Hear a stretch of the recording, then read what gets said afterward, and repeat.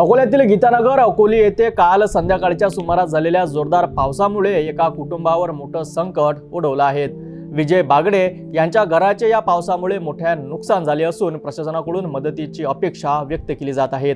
अधिक माहिती देत आहेत आमचे प्रतिनिधी मुकेश ढोके। अकोला जिल्ह्यातील गीतानगर अकोली बुजुर्ग येथे काल सायंकाळच्या सुमारास जोरदार पाऊस झालाय। या पावसामुळे विजय बागडे यांच्या घरामध्ये पाणी शिरले आणि मोठे नुकसान झालेत। घरात टीव्ही, कॉम्प्युटर यांसारख्या वस्तू पाण्याखाली आल्यात, ज्यामुळे त्यांचे मोठे आर्थिक नुकसान झाले आहे। विजय बागडे यांचा मुलगा फार्मसीचे शिक्षण घेत असून त्याची महत्त्वाची पुस्तके आणि शैक्षणिक साहित्य देखील पाण्यात भिजले आहे। सुदैवाने या घटनेत कोणतीही जीवितहानी झाली नाही, मात्र घराचे झालेले नुकसान मोठे होते।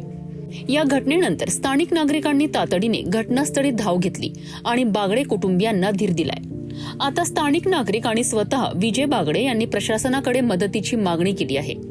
त्यांनी तत्काळ पंचनामा करून नुकसान भरपाई देण्याची मागणी केली आहे, जेणेकरून त्यांना या संकटातून बाहेर पडता येईल। ही होती अकोल्यातील गीतानगर मधून आलेली बातमी। जोरदार पावसामुळे विजय बागडे यांच्या घराचे मोठे नुकसान झाले असून प्रशासनाकडून मदतीची अपेक्षा आहे। पुढील अपडेटसाठी पाहत रहा सिटी न्यूज।